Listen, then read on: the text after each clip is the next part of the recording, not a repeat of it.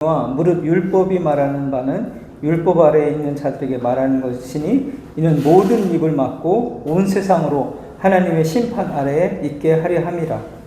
그러므로 율법의 행위로 그의 앞에 의롭다 하시는 모든 육체가 없나니 율법으로는 죄를 깨달음이니라. 이제는 율법 외에 하나님의 한 의가 나타났으니 율법과 선지자들에게 증거를 받은 것이라.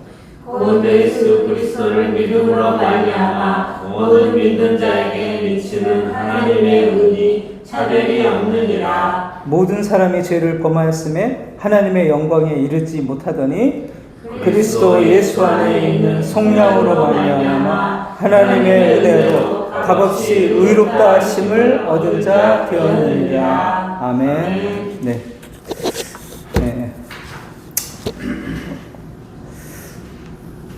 네, 오늘 말씀 또 우리에게 주어지는 의미가 무엇인지 함께 은혜를 나누도록 그렇게 하겠습니다. 19절에 보니까 우리가 알거니와 무릇 율법이 말하는 바는 율법 아래에 있는 자들에게 말하는 것이니 이 모든 입을 막고 온 세상으로 하나님의 심판 아래에 있게 하려 합니다. 이렇게 얘기하고 있습니다. 율법 아래에 있다. 그러면은 이거는 유대인들을 가리키는 것인가? 그렇게 생각하면 안 됩니다. 율법 아래에 있다라는 것은 모든 인류를 얘기하고 있는 것입니다. 왜냐하면 이방이나 유대인이나 다 그 양심에 율법을 넣어 주셨고 하나님이 그 율법을 요구하는 상태로 존재하게 됩니다. 그렇기 때문에 이거는 유대인들에게만 해당되는 얘기인가? 이렇게 생각할 수가 없습니다. 그런데 이제 유대인들은 다른 것은 뭐냐면 그 율법이 양심에만 들어가 있는 게 아니라 문서로도 볼 수 있게 해준 게 바로 그 유대인들이라고 할 수 있습니다. 그래서 온 세상이 하나님의 그 율법 아래에 놓이게 되어 있다. 이렇게 된 거죠. 그러니까 인간은 이렇게 태어나면서 내가 유대인으로 태어났건 이방인으로 태어났건 뭐 한국에 태어났건 일본에 태어났건 나는 율법 아래에 놓이게 되는 겁니다. 인간은. 네. 근데 많은 사람들이 참 이런 어떤 운명적인 관계를 잘 모르고 그냥 사는 거죠. 태어나고. 근데 사실 태어난다는 그 자체가 너는 이제 율법 아래에 존재하게 되는 거야. 이걸 의미하는 겁니다. 자, 그래서 근데 이 법이라는 것은 이 도덕 이런 것들과 규칙 이런 것들과 굉장히 다릅니다.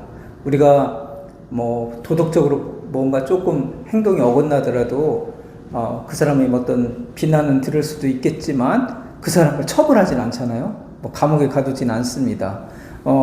무슨 규칙을 조금 어겼다고 해서 그 사람을 향해서 뭐 감옥에 보내진 않아요.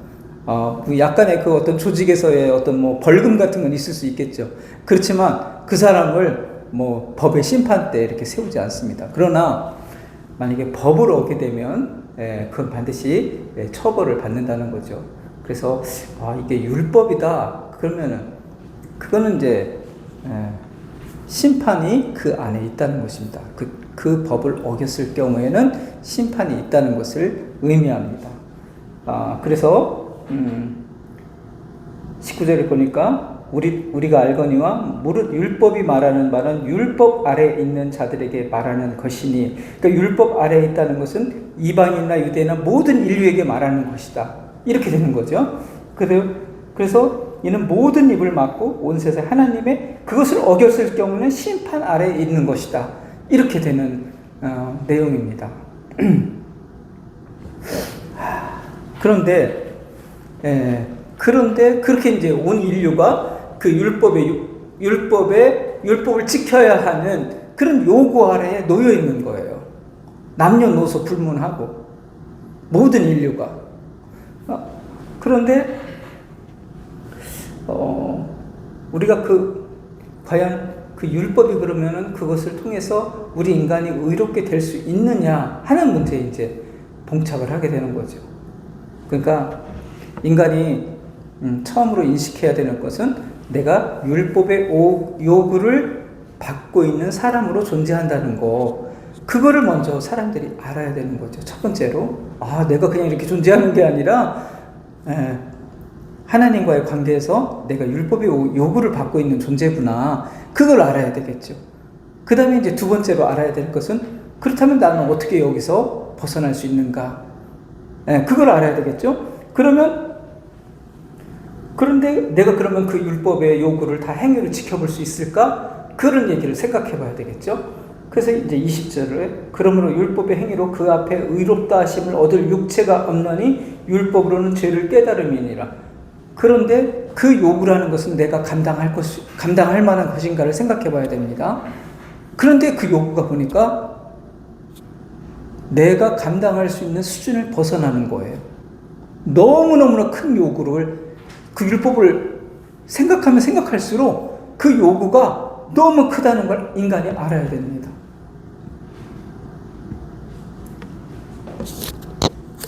마음으로 조금이라도 미워하는 것과 그것이 율법을 그렇게 훼손하는 거구나. 사람을 죽이는 거구나. 남의 것을 조금이라도 탐내는 것이, 그리고 하나님을 그렇게 하루 종일 생각하면서 영광 돌리지 않는 삶의 모습이, 이게 다 율법을 내가 충족하지 못하고 있는 거구나. 그걸 우리가 알고 있어야 된다는 것입니다. 사람들은 세상에서 말하는 어떤 윤리 도덕만 생각하고 있기 때문에 이런 율법 안에서 자기의 어떤 죄인이라는 것을 심각하게 생각하지 않는 거예요. 그렇기 때문에 그 사람들이 자기 운명을 바꿀 수 있는 그 선택을 하지 못하고 있는 겁니다. 그래서 정말 자기 인생에 대해서 정말 율법 안에서 놓인 내 인생이 무엇인가, 거기에 대한 정말 고민을 해야 된다는 거예요. 사람들이 율법 안에서 내가 어떤 인생을 지금 살고 있고, 나는 여기서 벗어날 길이 있는가, 내가 이거를 다 지켜서 의롭게 될 수 있는가. 그런데 결론은 율법의 행위로 그 앞에서 의롭다 하심 얻을 육체가 없다, 이렇게 돼 있어요. 누구도 그거를 충족할 수가 없다는 것입니다. 그렇기 때문에 그러면 이제 율법이 그럼 하는 역할이 그럼 나에게 결론적으로 뭐예요? 내가 그걸 지킬 수 없구나, 죄인이구나, 그거를 깨닫게 하는 역할로 우리에게 다가올 수밖에 없다는 거죠. 그러니까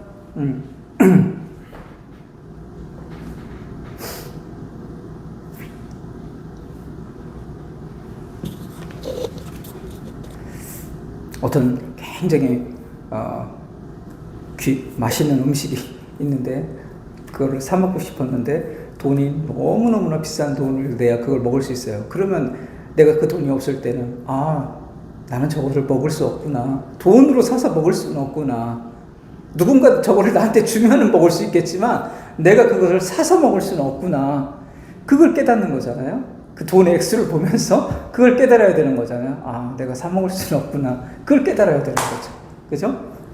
마찬가지로 율법을 다 보고 저걸 내가 지켜서 의롭게 될 수는 없겠구나, 그런 나는 저걸 지킬 수 없는 사람이라는 것을 인식하는 것, 거기까지가 너무너무 중요하다는 거예요.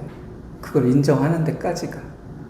우리가 얼굴에 뭐가 묻었을 때 누군가 거울을 보여주면 내가 때가 묻었구나 얼굴에, 그걸 알 수 있는 거죠. 근데 그 거울로 나를 씻을 수는 없는 거잖아요. 물에 가서 씻어야지. 마찬가지로 그 율법은 내가 다 지킨다면 충족이 되면 그렇게 되겠지만 그렇게 할 수 없기 때문에 나의 부족함과 죄를 들여다보는 용도로만 우리가 사용할 수밖에 없다. 그죠? 그렇게 사용을 해야 되는 거죠. 죄인을 발견하는 용도로. 그런데 유대인들은 어떻게 했어요? 끝까지 그 길을 거부했죠. 그걸로 내가 의롭게 되는 길에 나는 끝까지 도전을 해보겠다.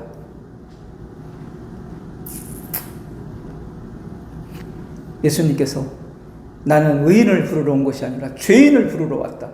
그 율법을 통해서 의롭게 되려고 끝까지 노력하는 사람이 아니라 거기에서 나는 죄인이구나, 그렇게 느끼는 사람을 부르러 왔다. 그렇게 얘기한 거죠. 근데 유대인들은 그거를 그렇게 가지 않고 한번 끝까지 해보자. 이런 마음으로 간 거죠.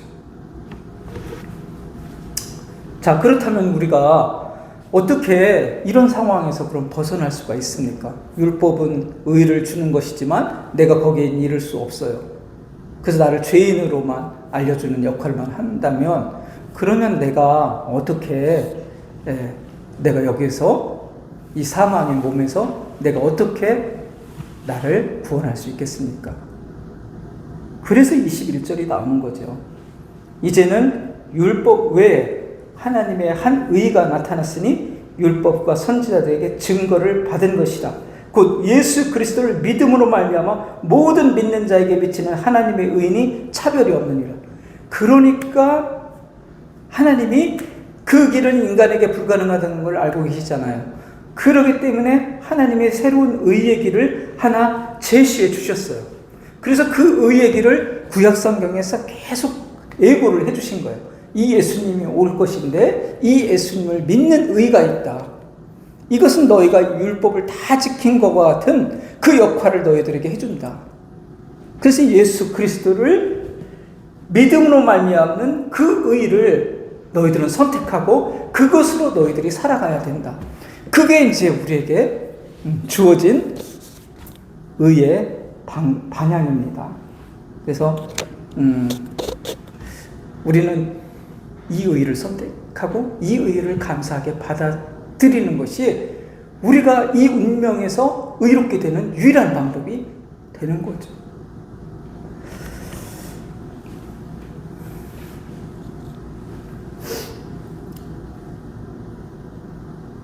어떻게 보면 너무너무 논리적이고 쉽죠, 이 방법이. 그죠? 이렇게 됐구나. 그런데 이게 너무 쉽잖아요, 지금 어떻게 보면. 이렇게 돼서 결국은 이렇게 해야만 우리 인간이 구원의 길을 걸어가는 거구나. 이렇게 되는 건데,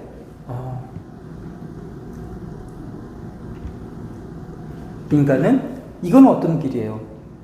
이거는, 철저히 나 자신에서 벗어나서 하나님이 준비한 의의 길을 내가 전적으로 의존하는 겁니다.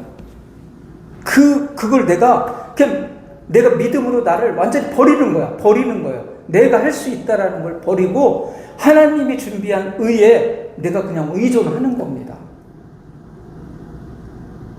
근데 인간의 어떤 그 인간의 속성 중에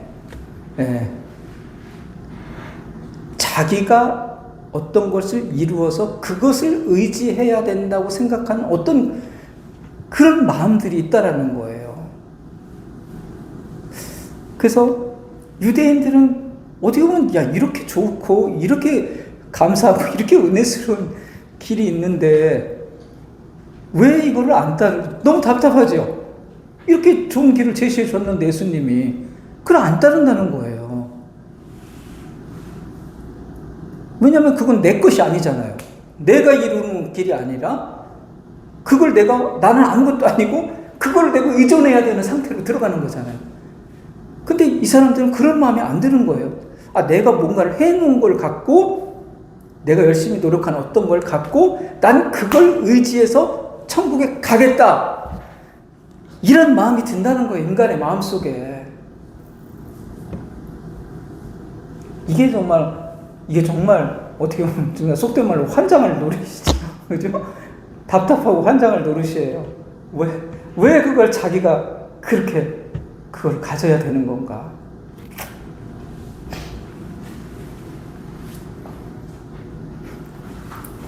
우리가 한번 심판날에 어떤 상황이 벌어지는지 한번 보기 위해서 마태복음 한번 잠깐 보겠습니다. 마태복음 7장 한번 봐요. 마태복음 7장.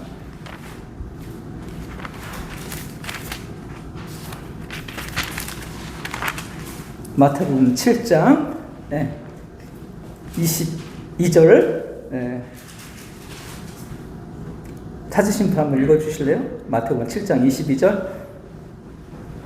그날에 많은 사람이 나더러 이르되 주여 주여 우리가 주의 이름으로 선지자 노릇하며 주의 이름으로 귀신을 쫓아내며 주의 이름으로 많은 권능을 행하지 아니하였나이까 아니. 네, 그때 내가 그들에게 밝히 말하되 내가 너희를 도무지 알지 못하니 불법을 행하는 자가 내게서 떠나가라 하리라. 바로 이런 현상이 벌어진다는 거죠. 선지자 노릇했고 귀신을 쫓아냈고 주의 이름으로 많은 일을 행했다. 이 사람들이 지금 의지하는 게 뭡니까? 바로 이 행위를 의지하는 거 아닙니까? 그죠? 이 행위를 의지해서, 아니, 제가 이런 일 하지 않았습니까? 예수님 이름으로. 네? 행위를 의지하고 있어요. 그러니까 못 들어가는 거죠. 자기의 의를 의존하고 있으니까 들어갈 수가 없는 겁니다. 이 사람들, 만약에 그럼 여기에 들어가는 사람들은 어떤 고백을 하겠어요? 여기에 들어가는 사람들은 어떤 고백을 하겠습니까? 여러분들 생각해 보세요. 여기에 들어가는 사람들은 어떤 고백을 할까요?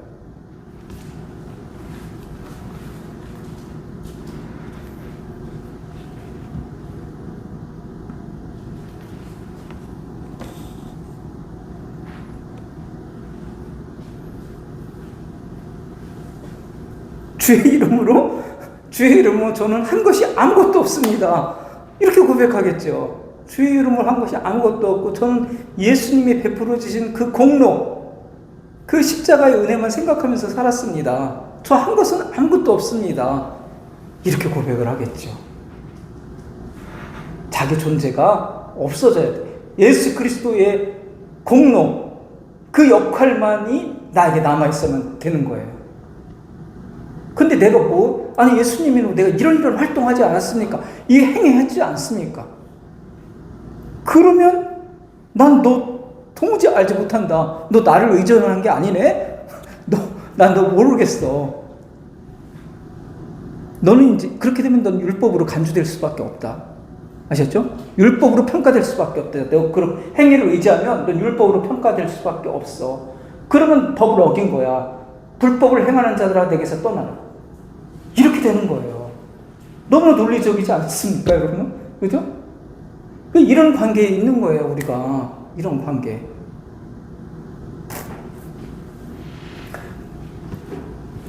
그러니까, 너무너무 답이 알려졌어요.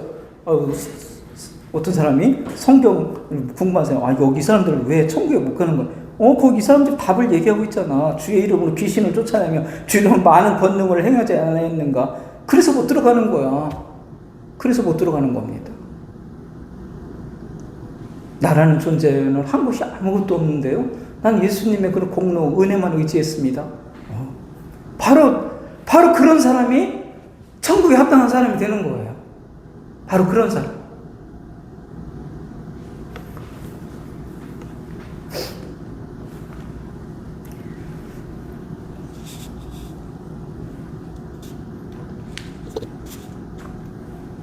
그래서 우리가 전도하고 봉사하고 섬김을 하는 건 사실 너무 아름답고 좋은 일입니다. 그러나 이것이 절대로 나의 구원을 의지하는 것이 되어서는 안 되겠습니다.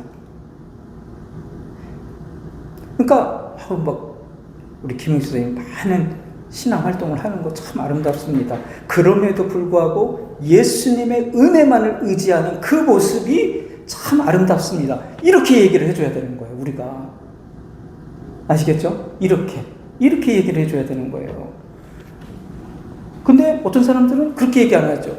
많은 교회에서. 새벽 예배, 주일 성수, 11조. 이야, 당신 진짜 이런 거 하는 거 보니까 진짜 믿음이 좋네요. 그렇게 말을 한다는 거예요. 그게 믿음이 좋다고 얘기를, 그걸 하기 때문에 믿음이 좋다. 이렇게 얘기를 한다는 거죠. 그러면, 이렇게 하는 거가 믿음이 좋고, 내가 장로니까 믿음이 좋은 거구나. 내가 권사니까 믿음이 좋은 거고, 내가 목사니까 믿음이 좋은 거네. 내가 11조, 내가 새벽 예배 드리니까 믿음이 좋은 거네. 그럼 자기도 모르게 자기가 그 신앙에 의지해. 그러면 나중에 천국 문 앞에서, 너 새벽 예배 나 어렸을 때부터 철학기도 하고 헌금 생활 나 철저하게 하고 주일 성수 했는데요. 그래서 못 들어가는 거야. 그래서 못 들어가는 거예요. 그걸 의지하기 때문에. 아시겠죠? 네. 우리가 이 신앙의 방향이라는 게 어떤 방향인가를 우리가 너무 잘 알아야 돼요. 이렇게 성경이 설명한 내용들을 잘 이해를 해야 되는 겁니다. 근데 그냥 우리들은 믿음 좋은 걸 그냥 너무나 관습처럼 전통처럼 생각해서 이게 믿음 좋은 거야 이렇게 얘기를 해버린다는 거죠. 큰일 나려고. 그리고 나도 모르게 그게 내 믿음을 의지하는 천국에 가는 어떤 보증수표처럼 이렇게 생각을 해버린다는 거예요. 그러면 절대 안 된다는 것입니다.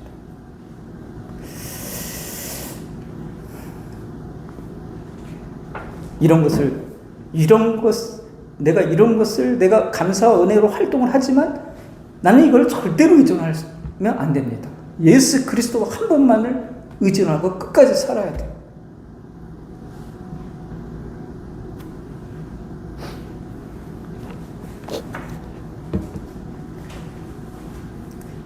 교회를 유지한다는 그 차원 때문에 사람들이 이러한 어떤 주장이나 가르침을 너무 놓지를 못하는 거예요.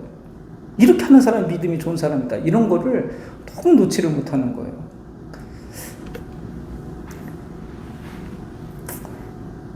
그것도 다 인간적인 생각입니다.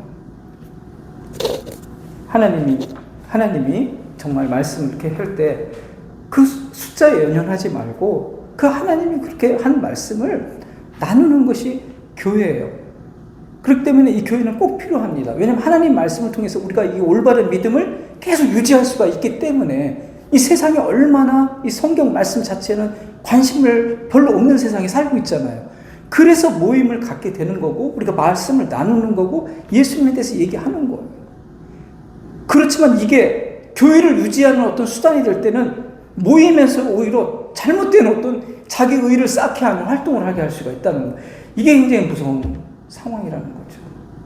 여기서 예수님의 은혜를 나눠야 되는 것인데 그리고 참다운 믿음이 무엇인가를 알아가는 그런 시간을 우리가 이 시간을 통해서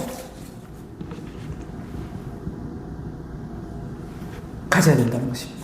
그래서 율법 외에 하나님의 한 일이다. 율법이라는 것이 인간이 지켜야 되는 거잖아요. 그죠? 이거는 하나님이 준비한 의예요.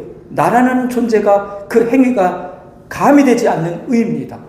아시겠죠? 율법 외라는 것은 너의 행위는 배제하겠다는 뜻입니다. 아시겠죠? 율법 외라는 것은 하나님이 준비하신 의예요. 그렇기 때문에 내가 거기에 가미되는 것은 아무것도 없고 난 아무것도 한 것이 없습니다. 그냥 그 하나님의 은혜, 그것을 내가 예수님이 하신 일, 그걸 난 평생 의지하면서 살고 있습니다.